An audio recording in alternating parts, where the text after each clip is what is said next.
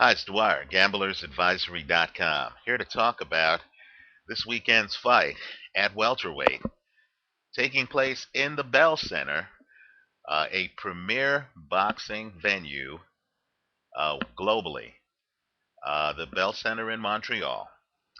The fight is between JoJo Dan and Steve 2 Pound Forbes. Now, before I go further, let me just say the opinion you should follow should be your own.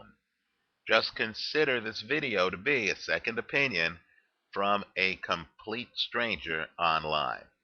Now, JoJo Dan is unknown. He's also the better fighter in this fight.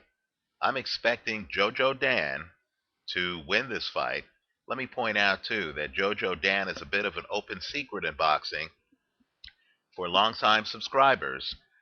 If you search my videos, and you can easily do it on my on my YouTube homepage, you'll see that I actually predicted that JoJo Dan would beat European middleweight champion Selçuk Aydin in Aydin's backyard in Turkey. And let me just say that the official scores had him losing by split decision. Two of the judges had it, let me read it because I still can't believe it, had it 114 to 113 for Selçuk Aydin. On my scorecard, Dan not only pulled the upset, and keep in mind he was a greater than 3-1 underdog, but on my scorecard, Dan won that fight by several rounds and should be the European champion. The talent level is obvious. Oh, let me just say too, in that Aiden fight, understand that the third judge had it 116, 111 Dan, giving Dan the fight against Aiden in Turkey by 5 rounds, right? Dan, quite frankly, is one of the very best at 140. In boxing, for some reason, fighters fall between the cracks. And JoJo Dan should be on the world stage. You need to know that name. Let's talk about why he takes this fight. And I understand that Steve Forbes has gone the distance with Andre Berto and that he went the distance with Oscar De La Hoya. Steve Forbes is a counterpuncher. He's also physically much smaller than Dan. Dan is at least three, in fact, he is 3.5 inches taller than Steve Forbes. Dan has much more volume than Steve Forbes. Believe it or not, JoJo Dan has the faster hand speed in the fight. Dan can fight you from distance. Dan can also fight you up close. He is very good friends with Lucien Boutte. They're both Romanians. Just picture a Boutte type clone with more activity who, in the middle of a flurry, can literally drop down low and start to dig punches to your body. Not only that, but to compound the complexity of fighting a very active volume puncher like Dan, you have to deal with the fact that Dan is a southpaw. And so, what's going to happen in this fight is that Steve Forbes, a counterpuncher, is literally going to be overwhelmed the first few rounds of the fight. Dan is known in Canada. The crowd is going to be on Dan's side.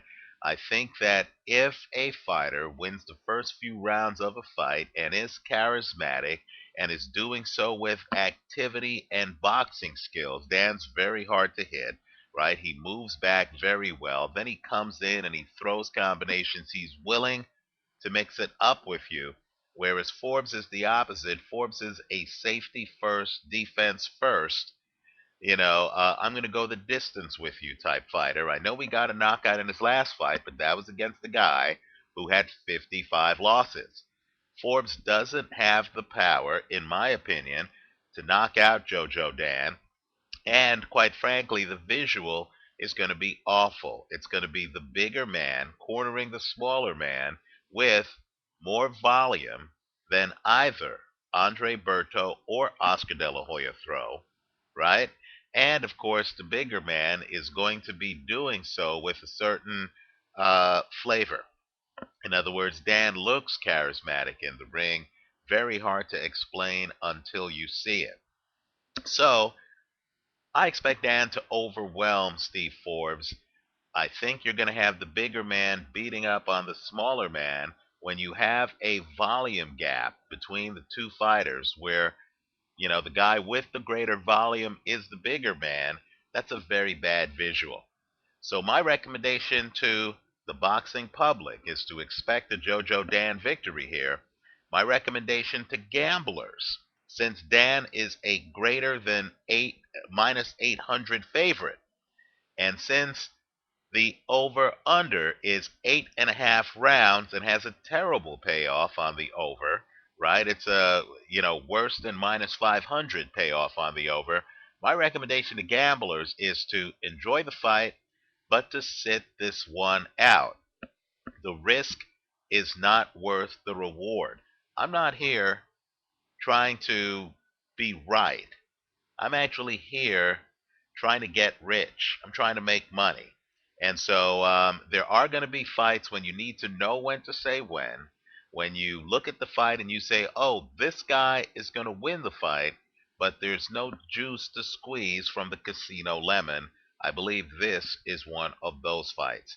So I'm expecting JoJo Dan, who quite frankly should be the European welterweight champion right now.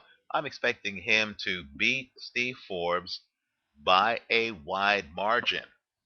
And I'm expecting him to look great doing it.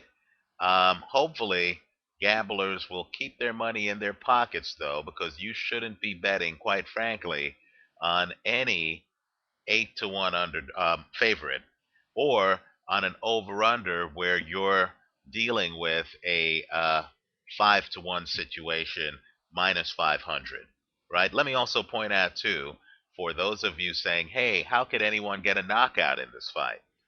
Well, again, understand the visual. When you have a smaller guy and he's literally going to be hit with dozens of punches, right?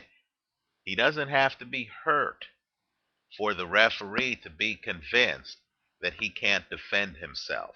Not only that, whenever you're dealing with a fighter who is in his 30s, who's a little bit older, right, like Steve Forbes, I'm just telling you, and I have no scientific data to back this up, but older fighters, in my opinion, just based on watching the game, are far more likely to know when it's not their night and to quit on their stools than younger lions who feel that every fight is do or die. Older fighters have already been to the top of the mountain. They already know when they took too much punishment.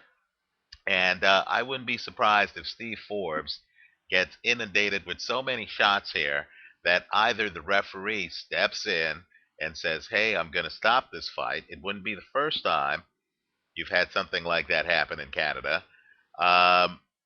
Nor would I be surprised if Steve Forbes himself looks across the ring and realizes that the 5'11 opponent, who's younger, fresher, throws combinations, and is just not gonna let him get started. I wouldn't be surprised if Steve Forbes, realizing all of that, decides, you know what, it's not my night. Keep in mind the over/under on this fight is pretty high. So to the gamblers, I say stay on the sidelines.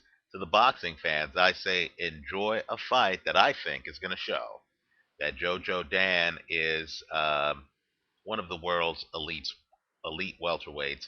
He should be, quite frankly, in the conversation with the Bertos and people like that. Let me just point out too that as far as I see it, he's still an unbeaten fighter with a very debatable loss to Selçuk Aydin on his resume.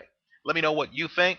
Leave your comments for me here on YouTube. Visit us at gamblersadvisory.com and enjoy the fight. Thanks for watching.